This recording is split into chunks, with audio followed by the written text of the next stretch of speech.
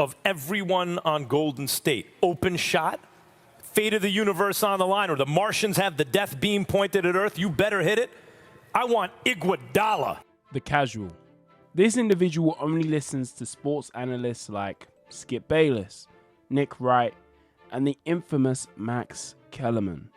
Sometimes they create stupid tweets or comical memes, and they probably only watch the highlights and think that basketball players can't miss. If this sounds like you, I don't think NBA players like you.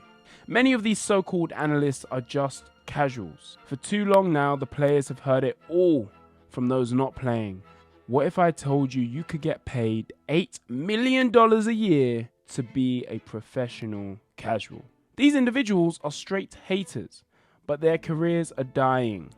Players have now decided to take the power of reporting into their hands, and you can now hear them talk about whatever they want regarding the NBA and basketball, talking on their experiences, the behind the scenes, and the nonsense that goes on in the league. The death of the analyst has begun. Hi, my name is Roti. I love basketball. I love to talk basketball, and I hope one day you can share that same love for basketball as I. Act 1. The old media. NBA players, as described by Gilbert Arenas, are sensitive. Most have been the best wherever they went, all the way through high school and college until they got to the NBA. Naturally, everything became a shock to them. Suddenly it goes from small high school stands chanting overrated to a whole state slating your name. Those tend to be the casuals. Then it hits another level, the sports analysts.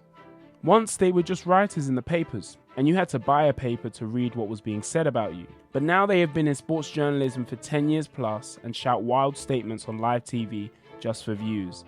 They do this knowing it could reach a player's phone, a chance for some to cuss out those in careers they could only dream of having. Which brings me on to the next level.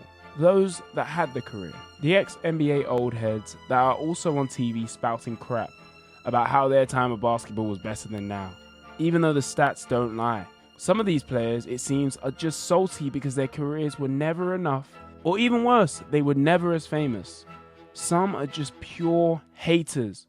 I'm not talking about Ernie though, he's a real homie. But don't get me wrong, sometimes these are entertaining. Other times, people are just simply crossing the line, which we have seen with commentators who have been around basketball their whole life.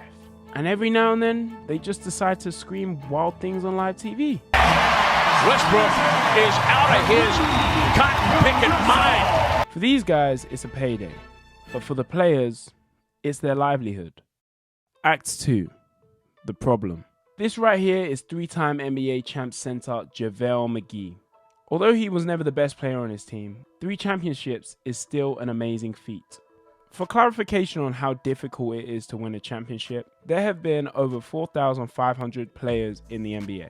Over 1,000 of them have actually won a championship, and only 83 of them have won 3 championships or more. You cannot tell me that this isn't an amazing feat. I bring this up to mention that many thought that this guy was a bum because of Shaq.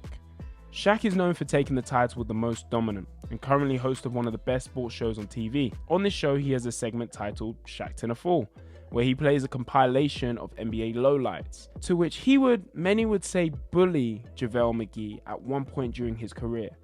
It almost felt like on a weekly basis he had JaVale on the show, looking like he was meant to be out of the league. He looked like a turnover machine to the whole world, when in actuality, he was one of the best shot blockers in the league and averaged only a turnover a game. JaVale has said it himself. It affected his game and his confidence, which started to turn up on the stat sheet. It reflected in coaches' decisions, and suddenly he wasn't getting played. His career seemed to be on the way out. But luckily for him, he was picked up by the Golden State Warriors, where light was shed on his talent, and he was able to affect the game, which led to 2 chips and a 3rd with the Lakers. Now that's just an example how the media were only showing 1% of his career, the lowlights, but the 99% where he was actually playing decent wasn't being shown, and that was almost going to ruin his whole career. But what about that MVP, who was a top 3-point guard in the league, and then ended up as a bench player, eventually taking a minimum contract? Not only was this because of the media, but because he didn't subscribe to my YouTube channel to help me get more content out. I'm joking. Please, it would help. Russell Westbrook, Mr. Triple-Double. He has been praised by players because of the tenacity and energy he brings. Kobe and Michael Jordan once said that he is one of the only players who approach the game with the same type of energy and vigor. A 9-time All-Star who led the league twice in scoring and 3 times in assists. You could argue that he is a top 5 point guard of all time. A season after averaging a 22-point triple-double, he would join the Lakers with AD and LeBron.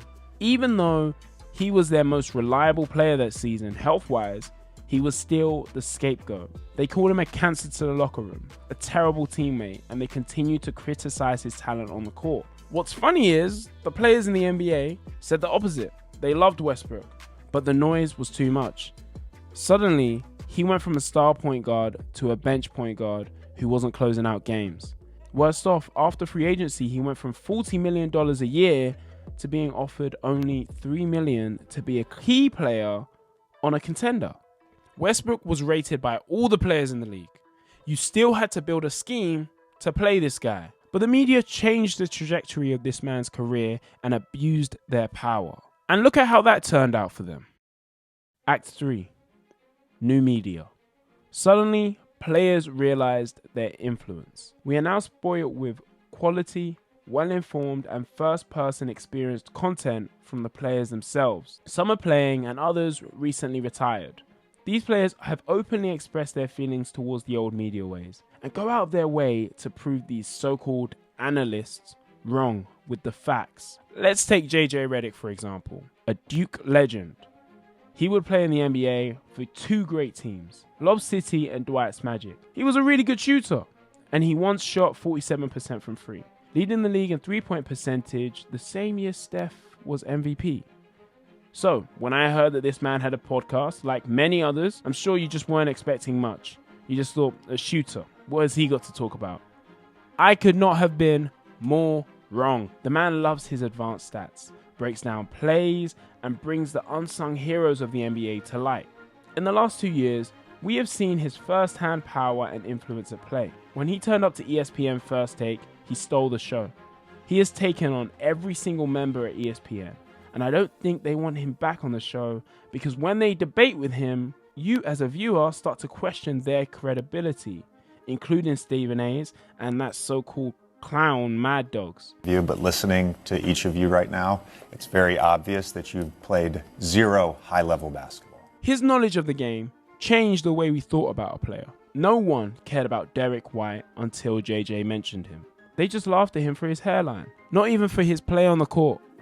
His hairline. JJ's podcast changed my opinion on him as a player, but also who should be on TV. If it wasn't for someone like him spitting knowledge and facts and challenging these guys on First Take, I think many people will be stuck watching ESPN and thinking that these guys were the true gurus. Case study number 2, Draymond Green. This might be the most unique approach to sports podcasting we've ever seen.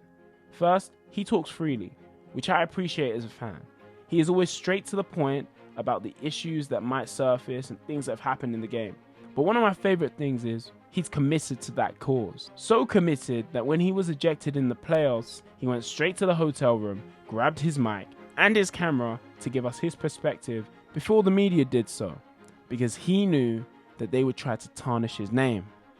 Or when he punched Jordan Poole, he explained the situation to us. Instead of letting the media paint him as a villain, he spoke to us as fans. This meant that we were able to see him as a normal guy who simply lost himself in the heat of the moment. The media would have reported the story without context, but he understood the power he had as a player, being able to report this incident from his perspective. People don't know that the media will always try and trap you with well-crafted questions. And that's why I appreciated him when he came out and spoke openly about the Rudy Gobert situation or the fact that he was recently banned from games. The man spoke from the heart, spoke about his experiences, and it allowed us again as players to see, damn, this is really just a normal guy who unfortunately can't handle himself on the court. Draymond took on this approach because he realized that his narrative can now be written by him because he had a mic and camera. Players are not just writing their own narratives though, but are writing new media narratives. Players like Matt Barnes and Steven Jackson, who are the gangsters of the league, are now your friendly neighborhood potheads. Or the gun-slinging goof, Gilbert Arenas. Agent Zero, is now seen as a scoring savant and a worthy Kobe adversary. The storyteller Jeff Teague, who has stories for the ages of the funny times and the funny moments in the NBA. But the best of all is my favorite villain, Pat Bev, who is now the people's champ. For the fans of basketball, this is amazing. Not only do we get to see our favorite players play, but instead of getting a 30-second post-game interview where they just answer media questions, we get to see them in their natural habitats as themselves, explaining what they see and what they experience. I like this new change. Reporting had become a joke, and players were victims of the media's game. For the basketball fan, and even the casual, this new change is exciting and brings real insight to not just the game of basketball, but the world of basketball as a whole. The death of old media is not just a tragedy, but a celebration and a coronation of the new.